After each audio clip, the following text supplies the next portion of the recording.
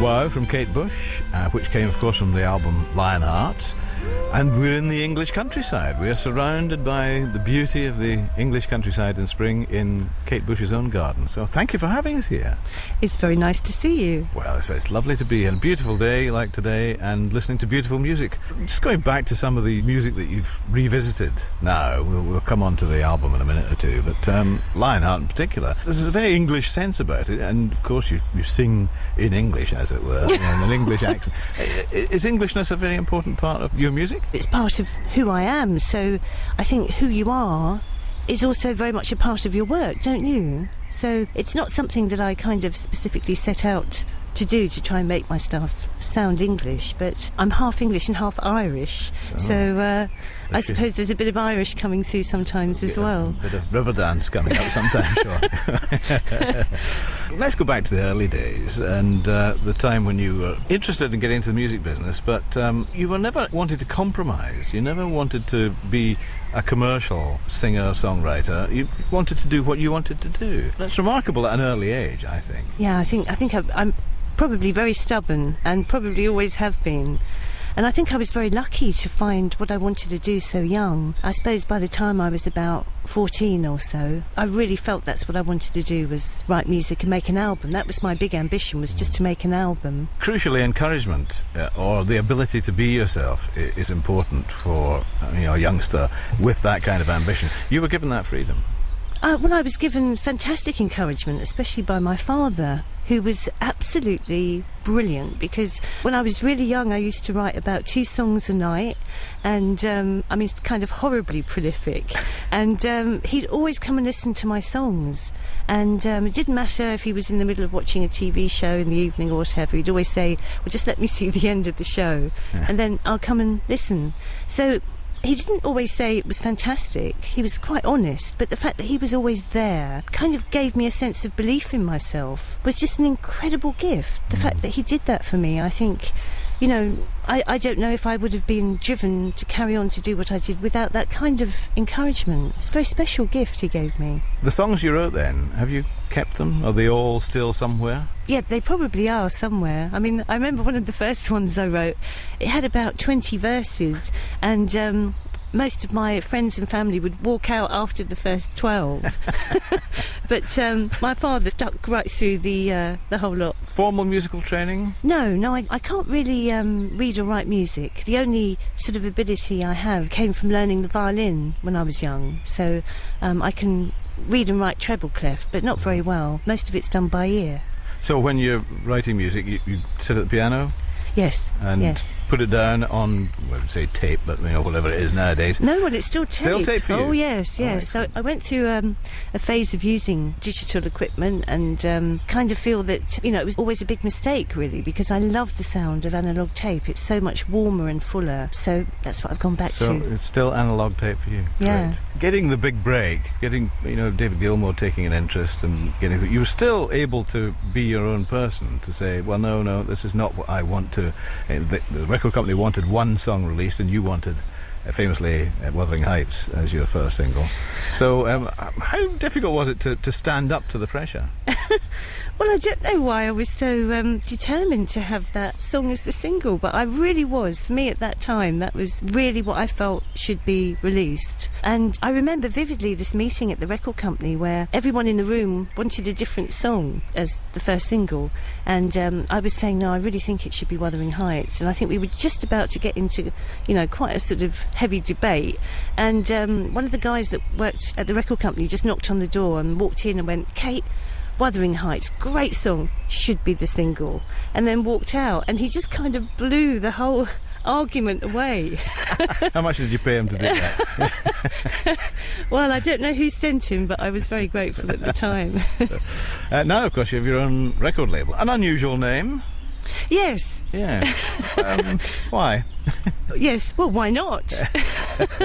I thought it was a bit of fun, and what's great is the reaction from some people. When I first suggested it, I think a lot of people weren't sure if I was being serious, which I think is exactly the sort of reaction you want, really, isn't it? Well, yeah, make them wonder.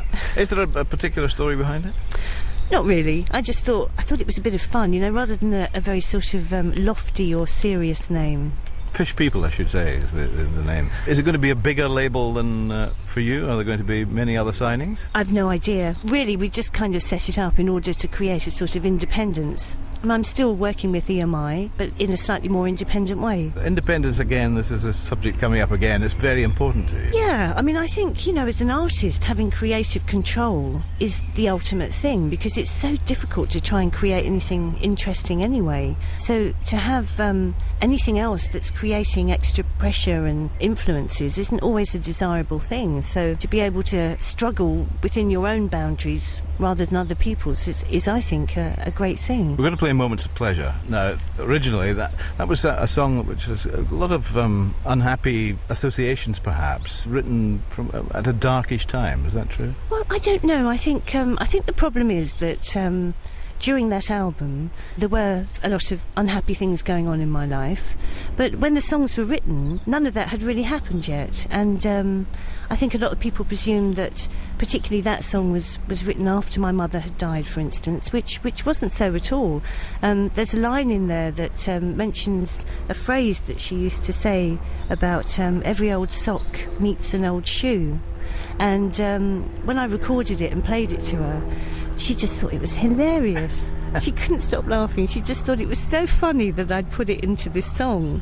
So I don't see it as a sad song. I mean, I think there is a sort of reflective quality, but I guess I think of it more as a celebration of life. Do you find people they try and interpret your music rather too much? They try and put things into it that you didn't intend or were never there? Yeah, but I think, that's kind of quite a good thing in a way, isn't it? Because I think, you create something and you have an intention that goes with that at the time. But once you release it, it's really up to other people how they interpret it or see it. It's, it's like a painting. I mean, I'm sure half the time when people look at a painting, they've no idea what the artist originally was thinking of. I'm not sure it matters. I think if you can get something from it, if it is at all thought-provoking or it makes you feel something, then I think that's the achievement. Some songwriters regard songs as their children or their babies, and they don't want anybody, getting the wrong information about them, the wrong idea about them, or really changing their view of them. You're happy once they're released, they're on their own, is that the way? Yeah, I mean, I don't think of them as children at all. I mean, for a start, they don't eat anything, do they? Don't cost as much. No worries about them after they're gone. Here it is, Moments of Pleasure. Some moments that I've had, some moments of pleasure,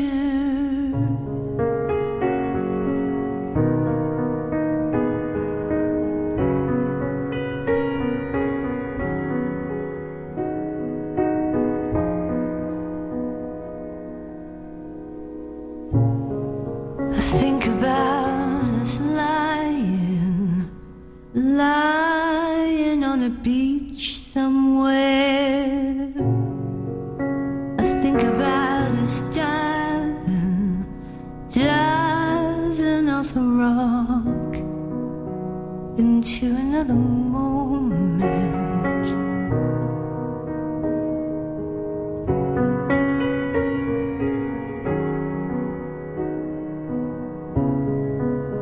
The case of George the Wipe.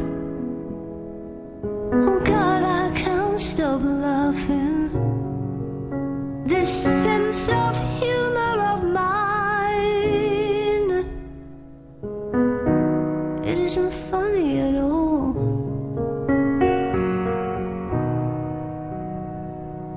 But we sit up all night talking about it.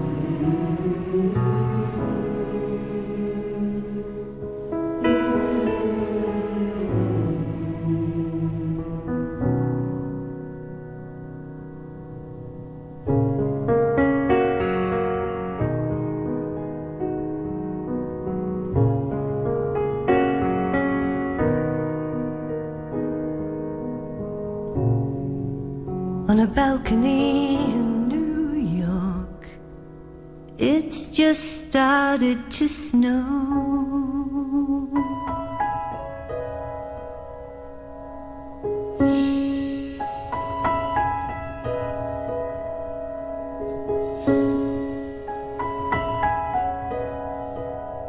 He meets us at the lift,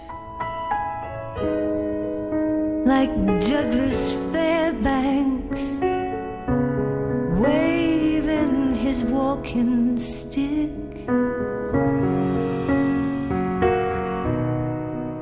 But he isn't well at all.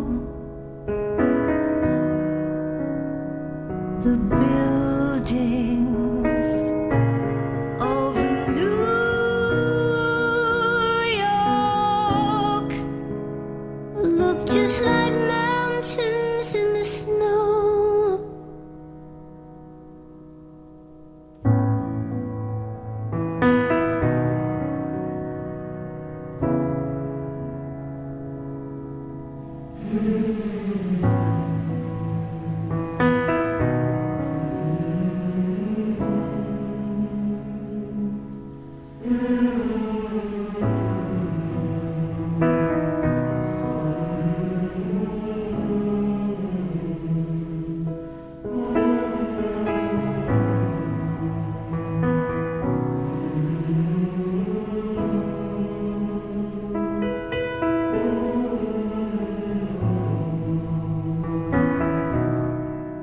Moments of Pleasure, Kate Bush, from the new album Director's Cut. It's about 6 years since the last album. What have you been doing since then? What's been going on? Well, I suppose most people think I've probably spent 6 years making the album. And it does always take me a long time, but I've kind of just been having a life as well.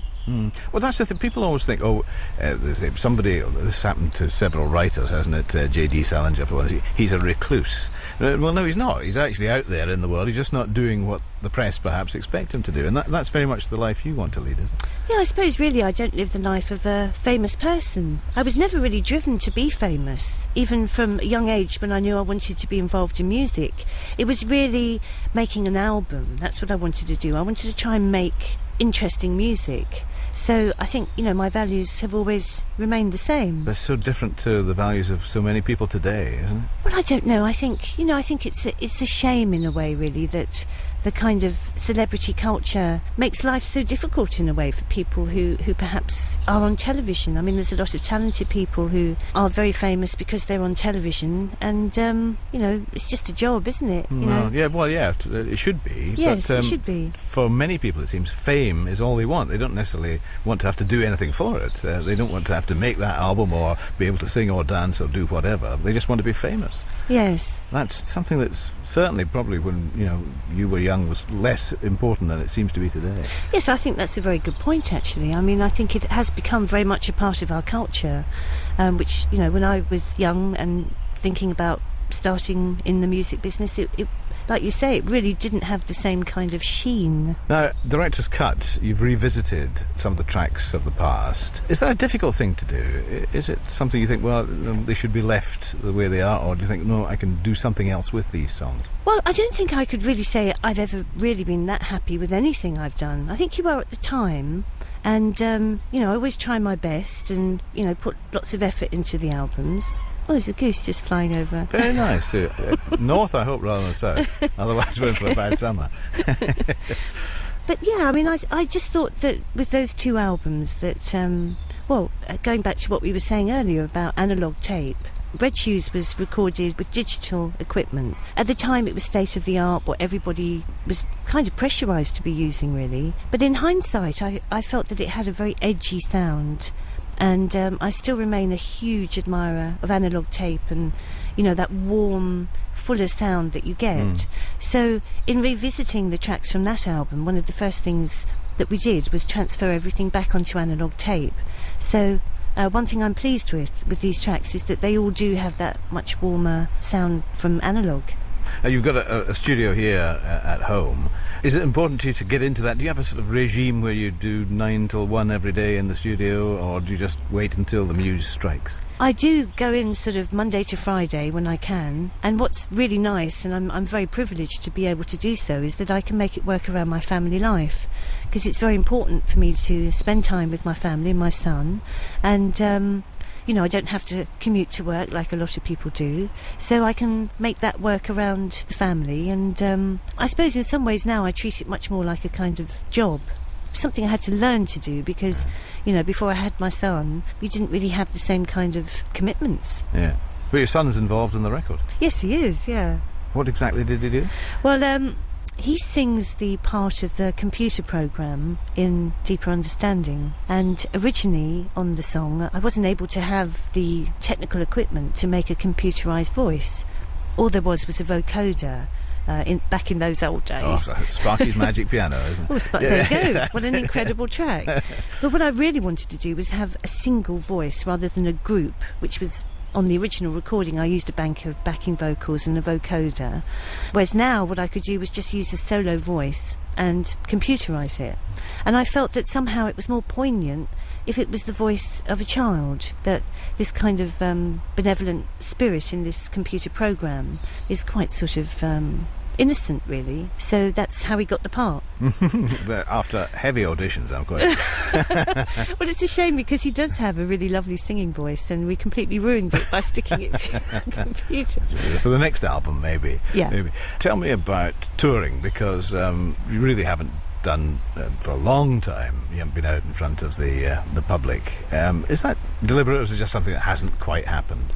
No, I mean, it's just because I've become a recording artist, really. I mean, I've got to be careful here because I've been doing quite a few interviews and everybody's asked me about that. And then I've kind of said, well, it's because people think I didn't enjoy the original tour. And then I go on to say, well, actually, I did. And then they say, oh, does that mean you're touring again? Yeah. So I've got no plans to tour at all. So it's not because you hated touring? No, it wasn't. No, it was really fun. It was really exciting. But I kind of got absorbed into the whole recording process and got much more involved in that. So that's kind of, what happened. Well, what are the plans, the recording plans? I'm working on a new album. I went more or less straight from finishing this one into a new one. So it's quite nice to be able to stay in that creative space. It's quite hard to get the kind of focus and space that you need to be able to do that in...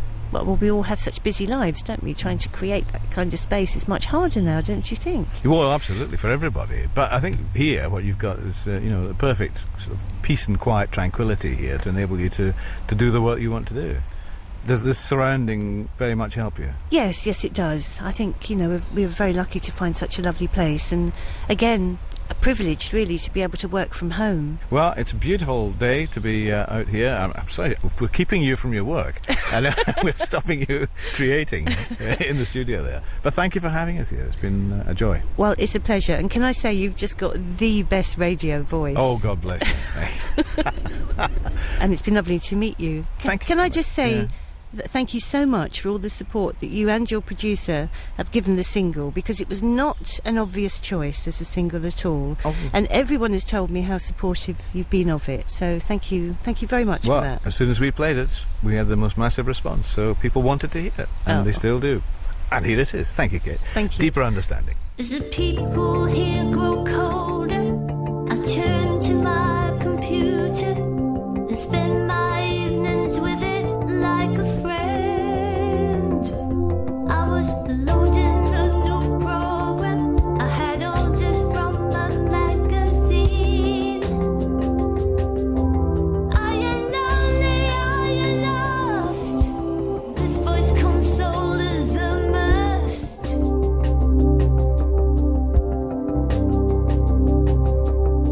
I press execute.